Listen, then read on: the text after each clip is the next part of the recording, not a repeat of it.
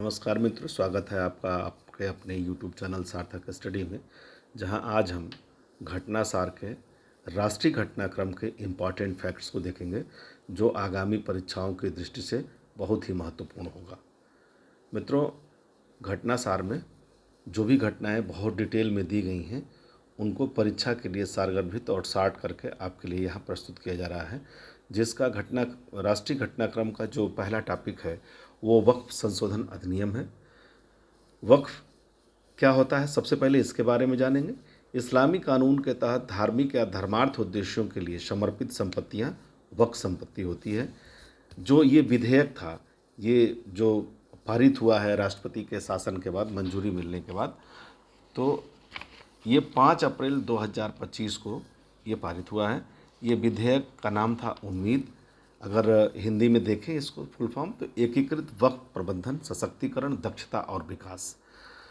इस विधेयक को पारित करने से पहले 2014 में एक जेपीसी का गठन हुआ था। इस जेपीसी की अध्यक्षता बीजेपी के ही सांसद जगदम्बिका पाल ने की थी। 31 सदस्य थी यह समिति, जिसमें लोकसभा के 21 और राज्यसभा के 10 सांसद शामिल थे। भूमि के दृष्टिकोण से अगर देखते हैं तो भारत में लगभग 9.4 लाख एकड़ भूमि वक्फ के अंतर्गत है। इतिहास के परिप्रेक्ष्य में देखें तो यह दिल्ली सल्तनत से जुड़ा हुआ है। सुल्तान मुइजुद्दीन शौम गौर ने मुल्तान की जामा मस्जिद को कई गांव दान में समर्पित किए थे। वक्फ का ये पहला उदाहरण है। भारत में वक्फ संपत्ति वाले राज्यों के दृष्टिकोण से अगर देखते हैं तो सबसे ज़्यादा वक्फ संपत्ति वाला जो राज्य है वो उत्तर प्रदेश है, और सेकंड पे हम आएंगे तो पश्चिम बंगाल और पंजाब है। उत्तर प्रदेश में लगभग 27% वक्फ संपत्तियाँ हैं, और पश्चिम बंगाल में 9% और पंजाब में भी 9% वक्फ संपत्तियाँ हैं। ये उत्तर प्रदेश में होने वाली परीक्षाओं के दृष्टिकोण से इम्पॉर्टेंट भी है, क्योंकि सबसे अधिक वक्फ संपत्ति वाला कोई राज्य अगर है तो वो उत्तर प्रदेश है। अब हम वक्फ कानूनों का विकास देख लेते हैं। सबसे पहले 1913 का अधिनियम है, इसमें वक्फ विलेखों को वैध बनाया गया था। फिर 1923 का अधिनियम है, जिसमें संपत्तियों के पंजीकरण को अनिवार्य कर दिया गया था। फिर 1954 का अधिनियम था, जो केंद्रीय वक्फ परिषद या राज्य वक्फ बोर्ड बना था। और अंत में 1995 का अधिनियम था, जो इसके वक्फ के संबंधित विवाद के समाधान हेतु न्यायाधिकरण की बात इसमें की गई थी। और अभी जो हमारा जो संशोधन हुआ है वो 1995 के अधिनियम में ही संशोधन हुआ है। संशोधन में हम देखेंगे आगे क्या है, तो केंद्रीय मंत्री इसके पदेन अध्यक्ष होंगे। सदस्य इसके कौन कौन होंगे, तो संसद सदस्य होंगे, सर्वोच्च और उच्च न्यायालय के सेवानिवृत्त न्यायाधीश होंगे, और इनका मुस्लिम होना आवश्यक नहीं है। मुस्लिम कानूनों के प्रख्यात विद्वान और मुस्लिम संगठनों के जो प्रतिनिधि होंगे, इनका मुस्लिम होना अनिवार्य है। केंद्रीय व राज्य वक्फ बोर्डों में 2 गैर मुस्लिम सदस्य का होना भी आवश्यक है। पूर्ववर्ती न्यायाधिकरण में आदेश के विरुद्ध अपील की अनुमति नहीं थी, लेकिन इस नए कानून में नया विधेयक न्यायाधिकरण के निर्णय के विरुद्ध 90 दिनों के भीतर भारतीय उच्च न्यायालय में अपील की अनुमति देता है। यानी अब इसकी अपील 90 दिनों के अंदर उच्च न्यायालय में की जा सकती है। वक्फ से संबंधित महत्वपूर्ण पॉइंट को देखने के बाद एक प्रश्न, जो प्रैक्टिस प्रश्न होगा आपका, वो क्या बन सकता है, वर्तमान समय में किस तरह से प्रश्न बनाए जा रहे हैं, इसके को देखते हुए मैंने एक प्रश्न भी बनाया है। वक्फ संशोधन अधिनियम 2025 के संदर्भ में सत्य कथन है। इसमें 4 कथन हैं। यह अधिनियम वक्फ कानून अधिनियम 1954 में संशोधन करने का प्रयास है। वक्फ पर संयुक्त संसदीय समिति जेपीसी की अध्यक्षता केंद्रीय मंत्री किरण रिजिजू ने की। नया विधेयक न्यायाधिकरण के निर्णयों के विरुद्ध 60 दिन के भीतर उच्च न्यायालय में अपील की अनुमति देता है। या डी, भारत में सर्वाधिक वक्फ संपत्ति वाला राज्य उत्तर प्रदेश है। यहाँ हम देखते हैं कि जैसे हम पहले वक्फ पे महत्वपूर्ण पॉइंट्स को देखे हैं, तो हमने देखा है कि वक्फ कानून अधिनियम में संशोधन जो हुआ है वो 1954 के अधिनियम में न होकर के किस अधिनियम में हुआ है, ये 1995 के अधिनियम में संशोधन किया गया है। तो यानी कि 1954 ये डाल के यह कथन असत्य कर दिया गया है। इसकी जगह आपका हो जाएगा 1995। 95। ठीक। जेपीसी की संयुक्त संसदीय समिति जो जेपीसी थी, इसकी अध्यक्षता किसने की? तो विकल्प बी में भी यहाँ पे दिया गया है किरण रिजिजू, जबकि इसकी अध्यक्षता किसने किया था? जगदम्बिका पाल ने किया था। इस तरह ये ऑप्शन भी क्या होता है? गलत हो जाता है, यानी कि ये ऑप्शन भी गलत हो जाता है। सी विकल्प देखेंगे तो नया विधेयक न्यायाधिकरण के निर्णय के विरुद्ध दिया है 60 दिनों में के भीतर उच्च न्यायालय में अपील की अनुमति देता है। तो हम पहले अभी देख के आए हैं कि 60 दिन नहीं है, बल्कि ये 90 दिनों में ये अनुमति देता है। अब विकल्प डी है भारत में सर्वाधिक वक्फ संपत्ति वाला राज्य कौन सा है? तो वो उत्तर प्रदेश है। ये सही है। लगभग 27% वक्फ संपत्तियाँ यहाँ हैं और सबसे अधिक वक्फ संपत्ति के मामले में उत्तर प्रदेश सबसे आगे है। नेक्स्ट टॉपिक देखेंगे।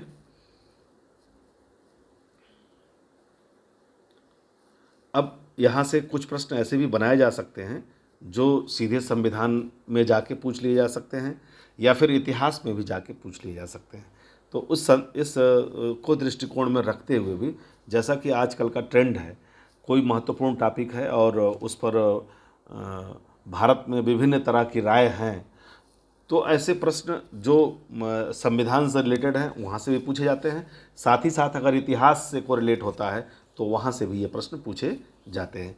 तो संविधान में देखेंगे धर्मार्थ और धार्मिक संस्थाएं ये किस सूची का विषय है, ये प्रश्न हो सकता है। जैसे 3 सूचियां हैं, संघ सूची, राज्य सूची और समवर्ती सूची।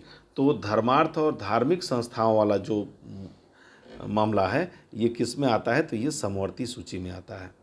और हम जानते हैं कि संघ सूची के विषय पे संघ कानून बनाता है, राज्य सूची के विषय पे राज्य विधानमंडल कानून बनाता है। राज्य विधानमंडल के अनुरोध पर संघ जरूर राज्य सूची के विषय पे कानून बनाता है, लेकिन ऐसा राज्य विधानमंडल द्वारा पास होकर जब जाता है तब बनाया जाता है। तो राज्य विधानमंडल पे राज्य कानून बना सकते हैं, लेकिन जो समवर्ती सूची होती है उस पर संघ क्या कहते हैं, संसद और राज्य विधानमंडल दोनों कानून बना सकते हैं। ऐसी परिस्थिति में यहाँ कथन से भी प्रश्न हो सकते हैं और सीधे सीधे भी प्रश्न हो सकते हैं। अब हमने इसके पहले वक्फ संशोधन कानून में पढ़ा है कि सबसे पहले वक्फ संपत्तियों को दान मुइजुद्दीन सैम गौर ने दिया था। तो इतिहास में अगर हम देखें, इतिहास की दृष्टि से, तो ये मुल्तान की जामा मस्जिद को दिया था। तो मुल्तान की जो जामा मस्जिद है, मुल्तान की जामा मस्जिद का निर्माण किसने कराया था? तो मोहम्मद बिन कासिम ने कहा था। और हम इतिहास जब पढ़ते हैं तो देखते हैं कि सबसे पहला जो आक्रमणकारी था, जो सल्तनत काल के पहले जो आया था, वो कौन था? तो ये मोहम्मद कासिम ही था, मोहम्मद बिन कासिम। और इसने सिंध को और मुल्तान को 712 ईस्वी में जीता था। भारत पर आक्रमण करने वाला पहला अरब मुस्लिम आक्रमणकारी भी जो था वो कौन था? तो मोहम्मद बिन कासिम था। यहाँ से इतिहास से संबंधित पूछा जाता है कि मुल्तान कौन सा ऐसा अरब आक्रमणकारी था जिसने सबसे पहले सिंध और मुल्तान को जीता? तो उसका भी उत्तर मोहम्मद बिन कासिम ही होगा। हालांकि ये प्रश्न वक्फ संशोधन कानून से ही बनाया जाएगा, लेकिन ये इतिहास के प्रश्नों में चला जाएगा। तो इस तरह से हमको अगर कोई करंट का ऐसा टॉपिक है जो संविधान या इतिहास या भूगोल से प्रश्न भी बन सकते हैं, तो उनको भी हमें ध्यान देना चाहिए ताकि आने वाली परीक्षाओं में इससे प्रश्न गलत न हो सके। अगला देख लेंगे। वैश्विक नेटवर्क तत्परता सूचकांक जारी हुआ है 2025, जिसमें भारत का 170 देशों में 36वां स्थान है। ये इम्पॉर्टेंट है, ये ध्यान रखेंगे।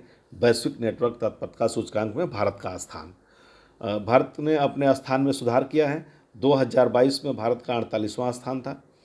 और इसके कई कारक होते हैं जो वैश्विक नेटवर्क तत्परता सूचकांक जारी किया जाता है, जैसे आईसीटी परिनियोजन है, अनुसंधान और विकास है, औद्योगिक क्षमता है, वित्त है, एआई है, नैनो प्रौद्योगिकी है। इन आधारों पे इनका मूल्यांकन किया जाता है। तो इन आधारों पे इनका मूल्यांकन हम करते हैं। हम देखेंगे आगे। अब इसमें भी भारत के सूचकांक जारी किए गए हैं। जैसे आईसीटी में भारत किस स्थान पे है? तो आईसीटी में भारत 99वें स्थान पे है। आईसीटी में भारत 99वें स्थान पे आएगा, ठीक है। और मानव पूंजी में भारत का 113वां स्थान है। औद्योगिक क्षमता में 10वां स्थान है। वित्त में 70वां स्थान है। डेवलपर्स जो वैश्विक नेटवर्क सूचकांक जो जारी किया गया है, भारत में लगभग 13 मिलियन डेवलपर्स हैं। कितने डेवलपर्स हो गए भारत में? लगभग 13 मिलियन डेवलपर्स हैं। और यह डेवलपर्स के मामले में संयुक्त राज्य अमेरिका के बाद दूसरा स्थान रखता है। संयुक्त राज्य अमेरिका का प्रथम स्थान है, 13 मिलियन डेवलपर्स हैं, और भारत का स्थान डेवलपर्स में क्या है? दूसरा है। 104 मिलियन अमेरिकी डॉलर के साथ एआई में निजी निवेश के मामले में विश्व स्तर पर भारत का जो स्थान है वो कौन सा है? तो वो 10वां है। नेक्स्ट टॉपिक देख लेते हैं। न्यूजीलैंड के प्रधानमंत्री की भारत यात्रा। जब भी इस तरह के यात्रा होती है तो विभिन्न तरह के विभिन्न क्षेत्रों के समझौते होते हैं, और आजकल एक यात्राओं के क्रम की डेट भी पूछने का ट्रेंड हो गया है, तो हम डेट भी ध्यान रखेंगे। तो सबसे पहले न्यूजीलैंड के जो प्रधानमंत्री हैं उनको ध्यान रखेंगे कौन है। तो न्यूजीलैंड के प्रधानमंत्री हैं क्रिस्टोफर लक्सन, और ये कब आए थे? तो 16 से 20 मार्च 2025 को आए थे, लेकिन 16 से 20 मार्च नहीं ध्यान में रख सकते हैं, तो मार्च 2025 हमको ज़रूर ध्यान में रखना चाहिए। उद्देश्य क्या था इनका? व्यापार, निवेश, रक्षा, शिक्षा और बहुपक्षीय सहयोग, इन मुद्दों पे ये भारत जब आए हैं तो इन मुद्दों पे इनकी वार्ता हुई है। अगला टॉपिक देखेंगे, Raisina Dialogue. Raisina Dialogue 2025। Raisina Dialogue लगभग हर वर्ष होता है, और यह भारत का एक प्रमुख भू राजनीतिक और भू आर्थिक सम्मेलन है।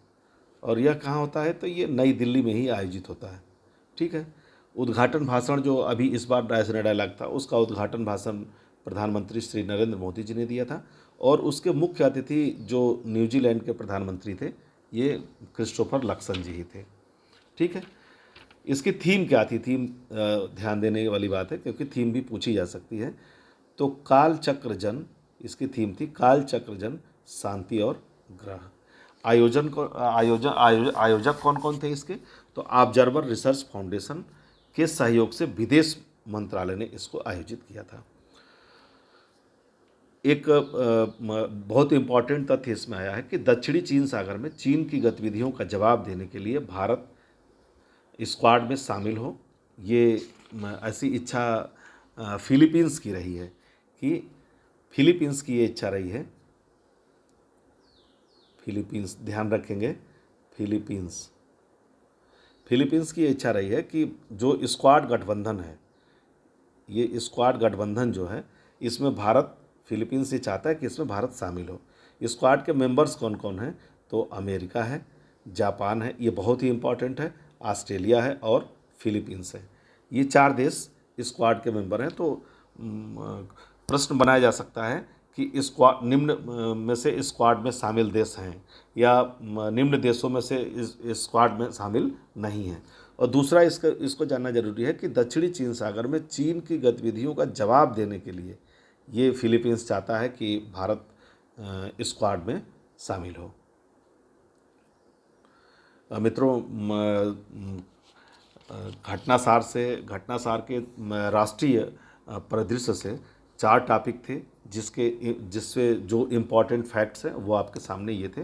और इसके बाद पुनः राष्ट्रीय घटनाक्रम को आगे बढ़ाते हुए अगले फिर टॉपिक से इसी तरह के इम्पॉर्टेंट फैक्ट्स जो आपको कम समय में आप रिवाइज कर सकें, साथ ही साथ उनसे बनने वाले वर्तमान ट्रेंड के अनुसार बनने वाले संभावित क्वेश्चन भी हम अगले वीडियोज़ में आपको पढ़ाएंगे।